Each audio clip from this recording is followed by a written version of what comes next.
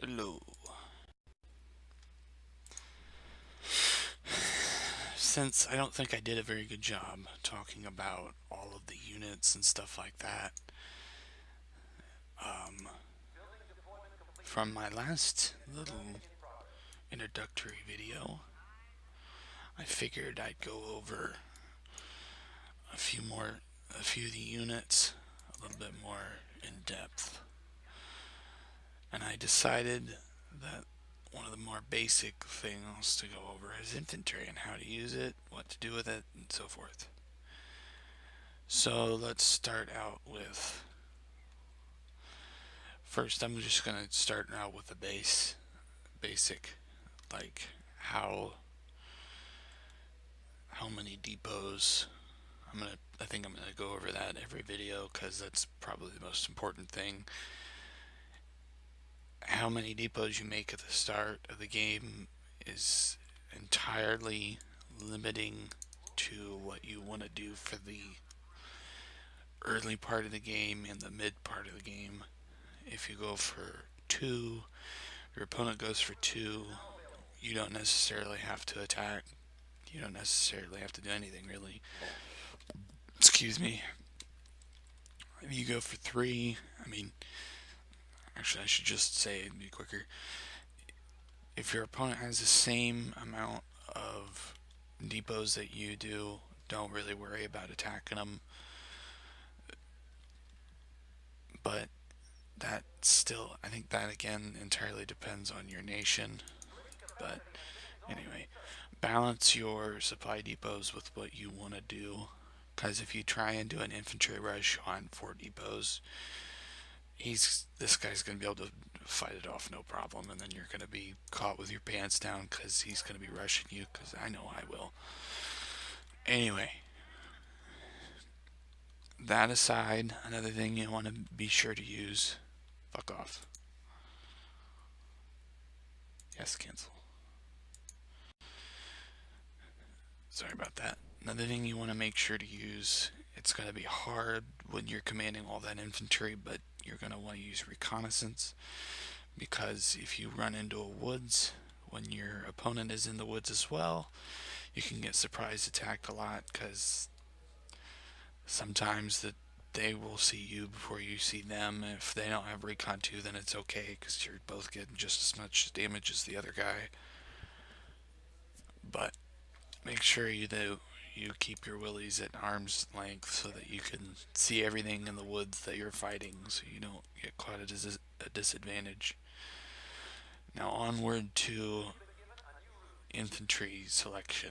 In 1945, you want to jump right to rangers. Completely avoid GIs if you have to, or if you can. Don't get too greedy, is what I should say. But why get rangers? Some might ask. Well, they have more resistance than GIs, and that means that artillery has a harder time killing them, tanks have a harder time killing them, infantry have a harder time killing them. It just takes longer for them to die. Whereas GIs have a whole 100 points left in resistance, which makes it easier for them to die. And the two things that are the infantry's worst nightmare is suppression and shock. Suppression just comes from them being under general fire. They slow down to a snail's pace when they're under any kind of fire, but this effect is negated when they're traveling in large groups, maybe 3s, 4s, or if they're in an entire glob. One unit will slow down while the rest progresses ahead. So be on the lookout for large amounts of tanks. It's something you don't want to run directly into. Just be like a water against rock, just go around it. Infantry is probably the hardest baseline unit to work with in the entirety of the game, simply because, it's fun because you can just run everywhere. Let's say I did this to a guy, now he has to watch over here. If he doesn't have anything to counter that, he has to watch over here. I can split units up, I can block this so that he can't build on it. If he has, I can kill it. By the way, infantry can kill buildings if you have the automatic fire on.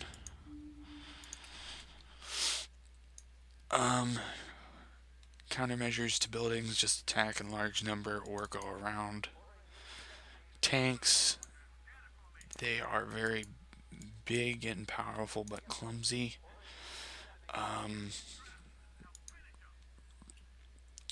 And this isn't a very good example, but in town centers, they have to go down the road in a straight line. 90% of the time, they don't really have to go here, they can just go around.